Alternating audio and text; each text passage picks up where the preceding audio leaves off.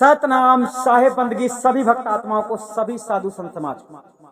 आज हम इस सत्संग में आप लोगों को चौधारा वाणियों से अवगत करवाएंगे। चौधारा वाणियां इसे कहते हैं कि सदगुरु के मूल ज्ञान तक पहुंचने के लिए, कबीर साहब के मूल ज्ञान तक पहुंचने के लिए चारों दिशाओं से परखना पड़ता है, तब पता चलता है कि सार क्या है। तो ऐसी बात हमको बताने का समय क्यों आया है, इसका भी हम आप लोगों को जवाब दे देते हैं। हरियाणा के मतलब रहने वाले चमन लाल नामक व्यक्ति ने यहाँ पर आदि अनादि मुक्ति पंथ में शरण लेने के लिए आधार कार्ड भेजे हुए थे आज से 1 हफ्ता पहले, और उनको आधार कार्ड भेजने के बाद में वीडियो भेजा गया जो नियम बतलाता है यहाँ। तो उन्होंने नियम समझ लिया, जैसा भी समझा हो पता नहीं, और इसके बाद उन्होंने बंदगी शुरू कर दी, यानी अपनी बंदगी लगाना शुरू कर दिया। प्रणाम गुरुजी, प्रणाम साहिब बंदगी, प्रणाम, ये सारी बातें। देखिए मनुष्य कितना जल्दी बदलता है, ये आज आप लोगों को समझ में आ जाए। यानी यही तो समझना है। आज तुम कुछ और कहते हो, कल तुम कुछ और करते हो, तो आप परिवर्तन हो जाते हो। और जब तक ऐसी स्थिति रहेगी तब तक मोक्ष की स्थिति में तुम हो ही नहीं। कहने का मतलब है कि कुछ लोग यहाँ पर ऐसे हैं, वो कुछ ही लोग हैं यहाँ पर।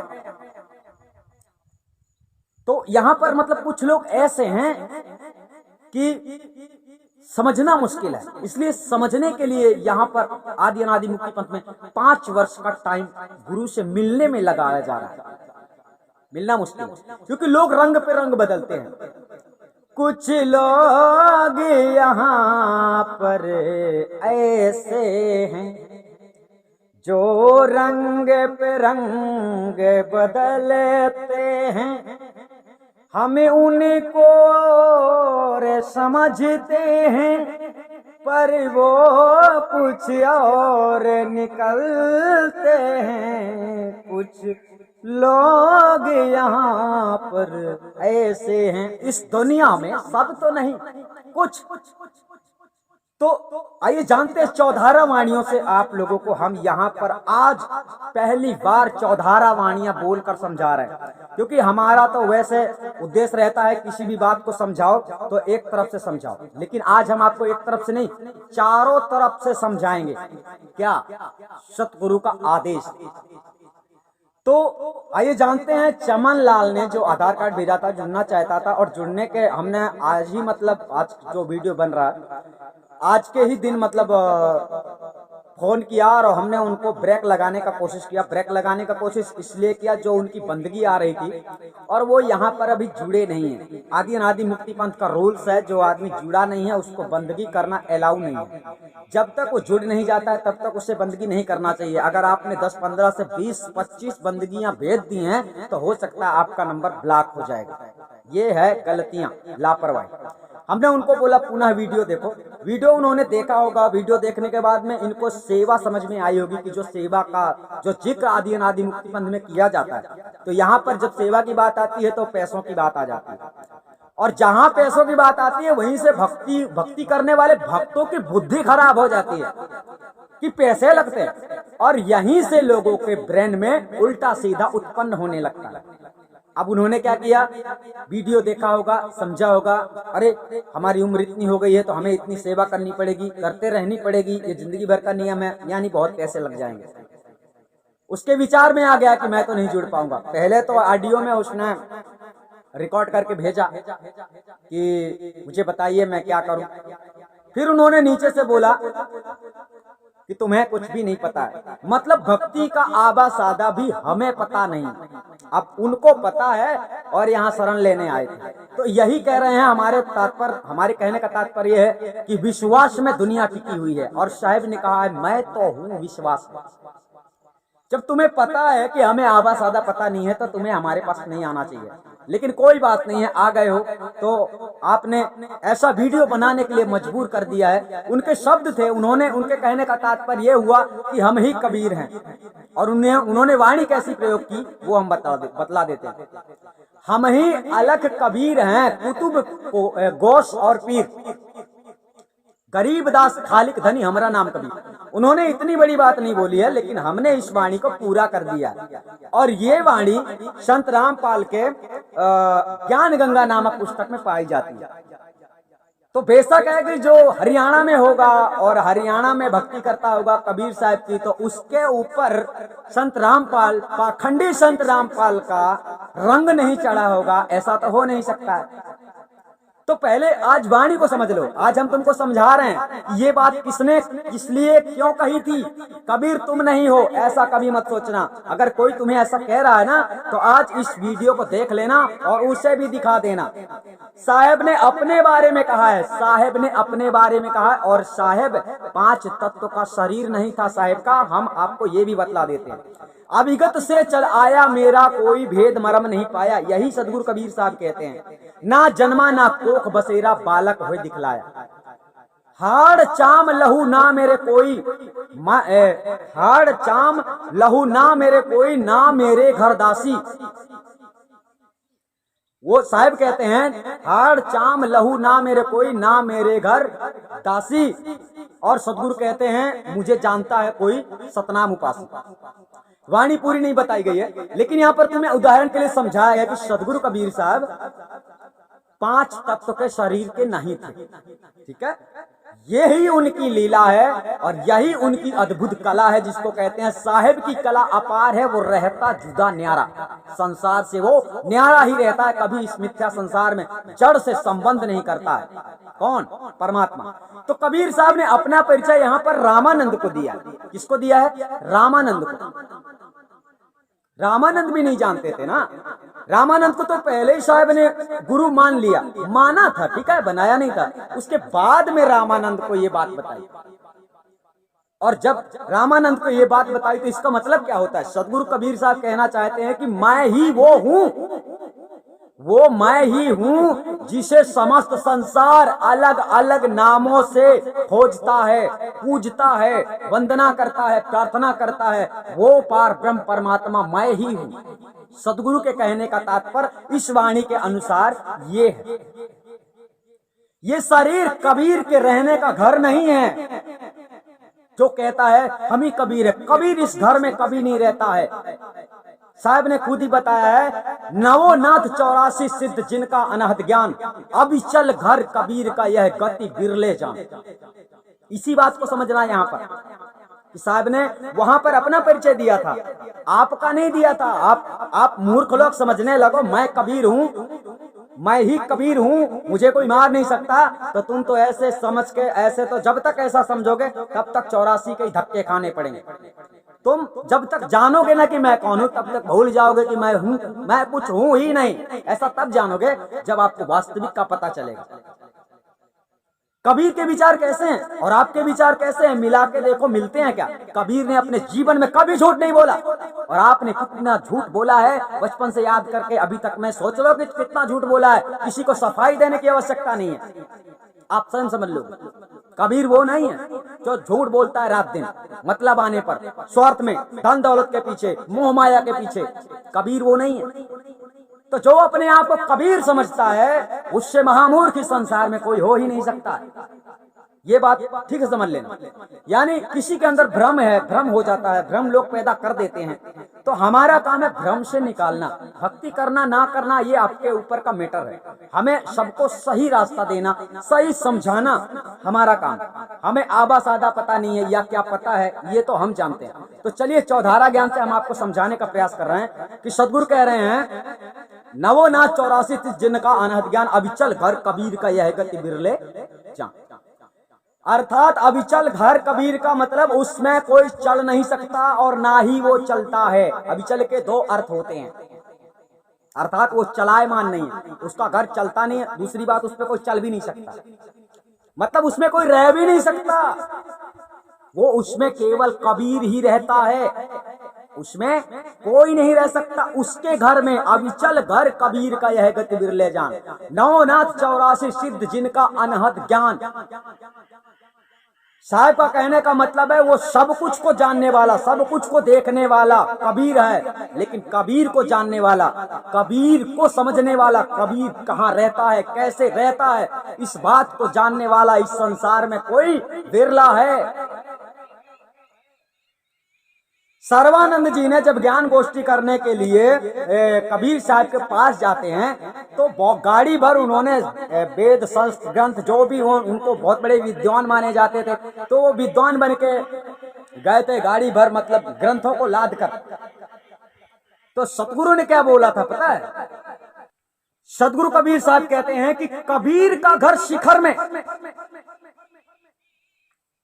कबीर का घर शिखर में, जहां सिलसिली गैल पांव न टिके पपीर का, तू चंदन ला दे बैल। अर्थात रामानंद को क्या समझा रहे हैं? अरे रामानंद नहीं, सर्वानंद को क्या समझा रहे हैं कि तू इन किताबों को लेकर आया है, इतने सारे ग्रंथों को लेकर आया है, तू कैसे पहचान पाएगा कबीर के बारे में? तू कैसे जानेगा? कबीर की परीक्षा लेने गया था, कबीर से ज्ञान गोष्ठी करने के लिए गया था सर्वानंद। तो कबीर साहब ने ऐसा बोला कि कबीर के घर गया था ना वो, तो वो पूछ रहा था कबीर का घर यही है कि नहीं है ना, किसी शिष्य से पूछा था। तो ये इतिहास बतला रहा है, लेकिन आप लोगों को क्या है पता नहीं हकीकत क्या है, इसलिए आप लोग थोड़ा मिस्टेक हो जाते हैं और समझ नहीं पाते हैं सही क्या है। सतगुरु कबीर साहब ने अपना मार्ग जितना जटिल बताया है, मतलब इतना कठिन बताया है, सहज समाधि केवल सत्य है। यानी सहज समाधि सत्य इसलिए है कि अगर आप सहज हो जाओगे तो सहज में उस परमात्मा को प्राप्त कर लोगे और मोक्ष हो जाएगा। लेकिन तुम सहज हो ही नहीं, यानी आप लोग स्वयं ही सहज नहीं है। आप लोगों को कठिन है समझाना और आप लोगों को कठिन है समझना। जब आप समझोगे नहीं तो आपको समझाने वाला हार जाएगा और पीछे हट जाएगा।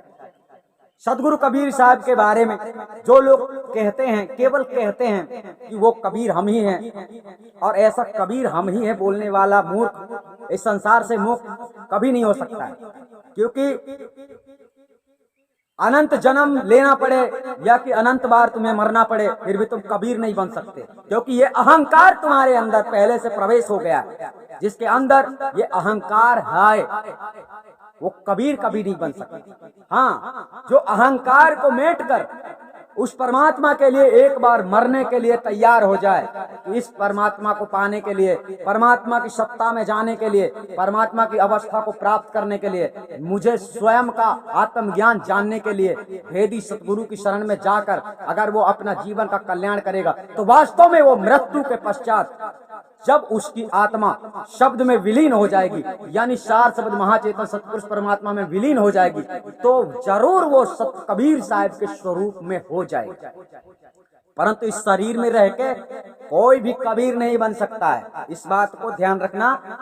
वो हरियाणा वाले जो जिज्ञासु थे उनके लिए ये विशेष वीडियो था, उन्हें जवाब देने के माध्यम से चौधारा वाणियों का प्रयोग किया गया है, ताकि आप लोग समझ सको कबीर कोई खेल नहीं है, कबीर के हड्डी मांस नहीं होते हैं, और तुम्हारे तो यहाँ सब हैं, तुम उसमें लिपटे हुए हो, वो कभी इसमें लिपटने वाला नहीं है और कभी इसमें लिपटा भी नहीं। तो तुम्हारी औकात भी नहीं है कि तुम कबीर के बारे में सोच सको और कबीर साहब के बारे में बोलने वालों को तुम लोग रोक सको, क्योंकि कबीर साहब के बारे में तुम लोग केवल अच्छा सोचते हो लेकिन अच्छा बोलते नहीं हो। क्यों? क्योंकि अच्छा आप लोग जानते ही नहीं हो।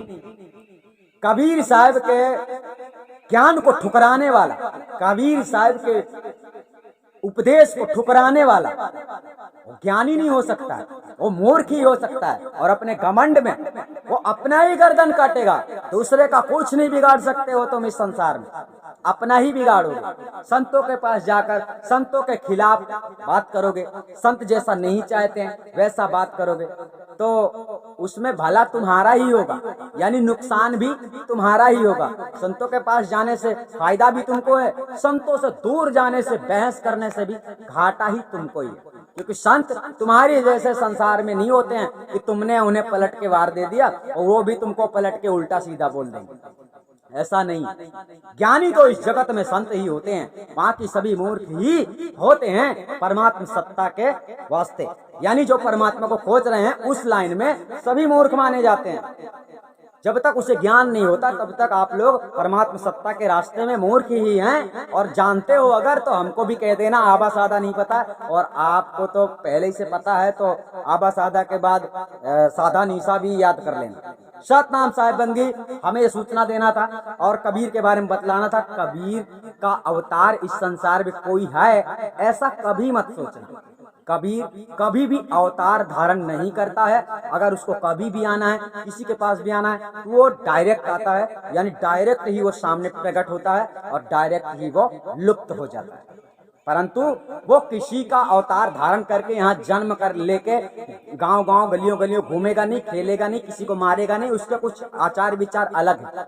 यानी परमात्मा सत्ता स्वयं इच्छा से ही जो कुछ करता है वही वो करता है, बाकी वो किसी के कहने से कुछ नहीं करता है। ये आप लोग समझ गए होंगे। इसलिए आप लोगों की सर्वत्र प्रार्थनाएं विफल जाती हैं परमात्मा के वास्ते, क्योंकि परमात्मा को आप जानते नहीं हो। जब तक किसी को तुम जानोगे नहीं तब तक उससे प्रार्थना करना आपकी मूर्खता है, यानी आपको ज्ञान नहीं है। पहले किसी को जानो। आप हमको जानोगे तो हमसे प्रार्थना करोगे तो हम कुछ उसका मतलब फल आपको दे सकते हैं। आपकी कोई बात हम सुन सकते हैं, आपको कोई बात हम समझा भी सकते हैं। लेकिन आप जिसे जानते नहीं हो प्रार्थना उसके ऊपर कर रहे हो, तो यही अंधभक्ति है और यही अंधविश्वास है। सबसे पहले तो हम सभी लोगों को सूचना देना चाहेंगे कि ऐसा कभी ना हो कि कोई भी आदमी आधार कार्ड डाले और वो फिर उल्टा सीधा कार्य करने लगे, उल्टी सीधी बातें करने लगे और हमको उसे ब्लॉक करना पड़े। अगर हम ऐसा करते हैं तो हमें भी तकलीफ होता है, क्योंकि जिज्ञासु के अंदर जिज्ञासा तो जग जाती है। जब हम सत्संग करते हैं, आप लोग समझ लेते हैं और जुड़ना चाहते हैं तो आपके अंदर जिज्ञासा बन जाती है। लेकिन आप कमजोर दिल वाले होते हैं, आपकी लगन सच्ची नहीं होती है, इसलिए तुम्हें ऐसा लगता है कि मुझे यहाँ नहीं जुड़ना है, तो तुम संतों का अपमान कर देते हो और इससे आपको ही नुकसान होता है। हमें क्या होता है, आज मिले कल नहीं मिलोगे, हम समझ लेते हैं कि तुम मिले ही नहीं, परंतु तुम समझ लोगे कि हम नहीं मिलने वाले हैं तो तुम्हें दूसरा संत देवराज इस धरती में नहीं मिलने वाला है। ये गौर रखना। इसलिए जब तक ज्ञान ठीक से समझ में ना आ जाए तब तक आदि अनादि मुक्ति पंथ में जुड़ने का प्रयास मत करना। सबसे पहले ज्ञान को समझ लेना।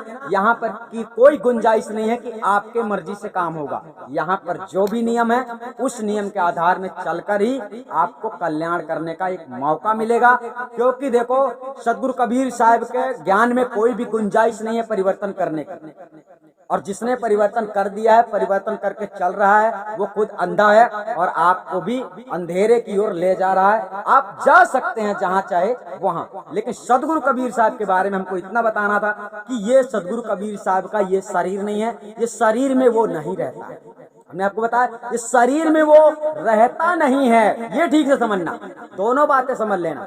हमने आपको बताया था हड्डी, मांस, चमड़ी, खून, ब्लड, यानी आपके शरीर में सर्वत्र वो है, क्योंकि वो उसका स्वरूप ही ऐसा है कि वो सर्वव्यापी है। परंतु ये शरीर उसके रहने का घर नहीं है, ये बात सदगुरु कह रहे हैं। तो जो आदमी इस शरीर में रह रहा है, जो आदमी समझ रहा है कि मैं कबीर हूँ, मैं ही अविनाशी हूँ, मैं ही ब्रह्म हूँ, इसी का मतलब हो जाता है अहम ब्रह्मास्मि, मतलब मैं ही ब्रह्म हूँ। इसका मतलब है कि अज्ञानी जीव अपने आप को ब्रह्म समझ लेता है और इसी ब्रह्म में वो संसार से चला जाता है 84 में। अर्थात मनुष्य का तन पाया है और घमंड करता करता करता करता झुकना तो सीखा ही नहीं लोगों ने।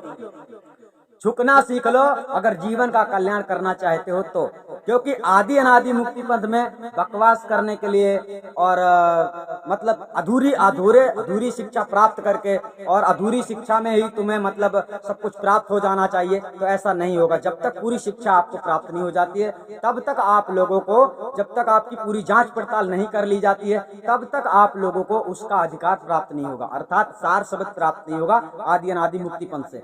अभी तो 5 साल का ही टारगेट है, लेकिन आने वाले 2023 में यही टाइमिंग 23 यानी 2023 से 50 वर्ष के ऊपर के लोगों को भर्ती नहीं ली जाएगी, और 50 वर्ष से ऊपर के लोगों को जिसकी भर्ती नहीं होगी उनका समझ लो कि सत्यानाश हो गया।